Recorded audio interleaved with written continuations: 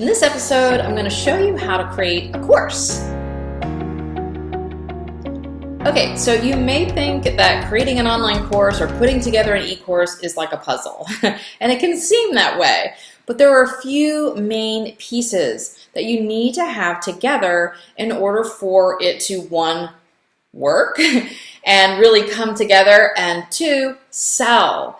Because there's no point in creating a course that just sits on your computer and no one buys, because I'm sure the reason you want to have your course is to make some extra income as well as help people. So think the whole time here that we are creating a marketable, profitable course. So we have to do a little bit of extra on the front end to ensure that, I promise you it'll be well worth it, because the last thing you want to do is get your course all done, try to get it out there and market it, and no one buys it.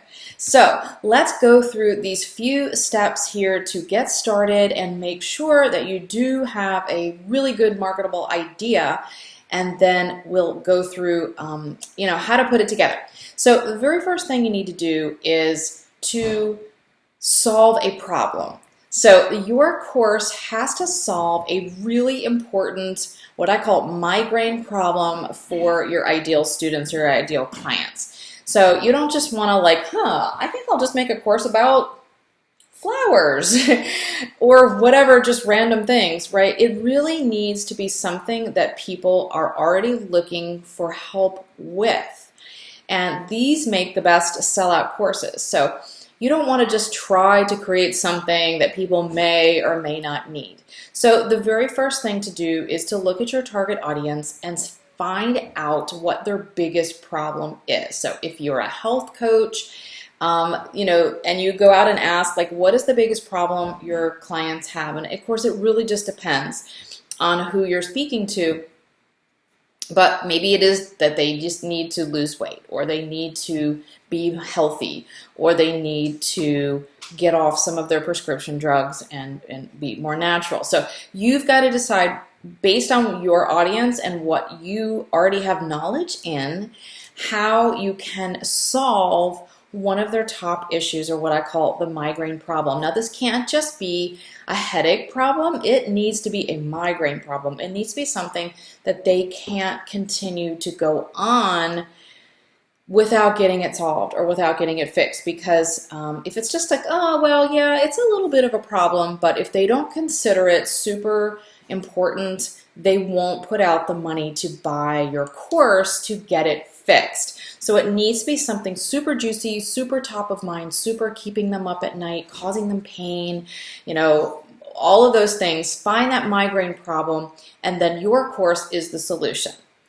Okay, step 2 is to get it in front of the right people. So we have to think about, again, who these people are, and this is your target audience. So if you are targeting 20-somethings to lose weight versus 50-somethings to lose weight, you may have two different type problems and have to create a course two different ways, right? It's going to be a lot easier and faster for a 20-year-old, just to lose a little bit of maybe college weight or maybe baby weight if the woman's had a baby, versus someone in their 50s who may be struggling with a lower metabolism, or I'm not a health coach here, but it's just obvious reasons, perimenopause, whatever those things are, it's going to be a lot different. They may not be able to do as aggressive workouts as a 20-year-old if they have some arthritis or some other issues. So really make sure you look at who your ideal client is. Are you creating a course for a 20-something versus a 60-something? It may not matter, but it probably does. And the way you're going to talk about it in your marketing, the way you'll speak to this person is going to be different. You're going to talk to a 20-something-year-old in different language than a 50-year-old who's trying to lose weight. So you've got to decide on your ideal student so that you can craft your course the best way for them to get the top results. All right, step 3 is to decide your course outcome. And this is a hard one for many people, because we want to help, and if you're already a coach or a practitioner or already have clients that you're working with, You know that you know so much and that you can help, but I promise you less is more when it comes to this course. You want to get them a small win and not give them everything they ever need to know about losing weight and health care and all of that. Like, they need a real focused outcome to this course, not something like empower yourself or become healthy.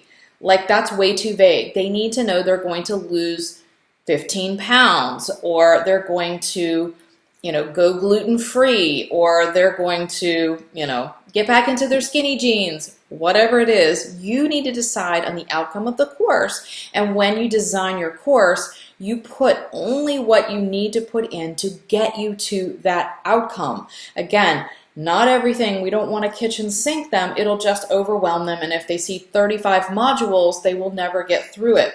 But if they can follow your 5 or 8 modules and lose 10 pounds, they'll be excited, they'll be happy, and they'll be grateful to pass on to their friends and maybe work with you at the next level or in your next offering if you have one. So give them a true and focused outcome so that when they go through every module, if they follow every exercise and all of your steps, this is what they can expect to come out with. And I think many people don't have a determined outcome, and it makes it very hard for people to know, what am I going to get from this? And how do I know if I've reached it? So decide on an outcome. Okay, next thing to do is to outline your course. Now, based on those 3 things you already have, you have the topic, which is that migraine problem that you're going to fix. You have your person, and you have your outcome. So now map out, what do you need to do to get them there. Step 1 is this, step 2 is this. Go through and outline your course out, what you need to do to take them from where they are now to get them to that losing the 10 pounds or whatever you decided your course outcome's going to be. Okay. After that, you've basically got your course outlined and done.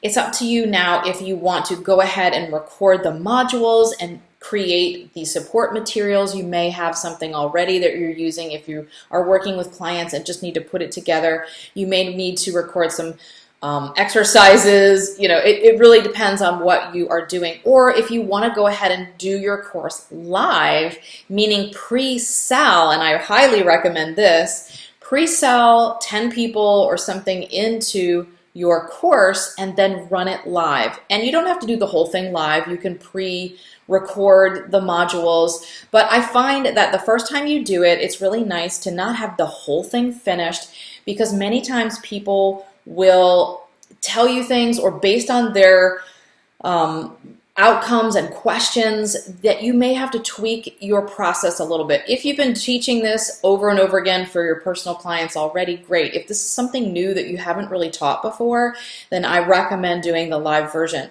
So once you have that done, you need to find a place to house it. Where am I going to put this course? So that's finding an online portal. And there are many options out there, and there's always a new one coming this way to help you so that people can just log in, see all of your modules, pay you and do it all DIY version, and you don't have to be sending them anything, or it's all automated. And there are 2 options I recommend, and of course there are many more, but the 2 that I recommend and that I have used and teach in my programs, one is Teachable.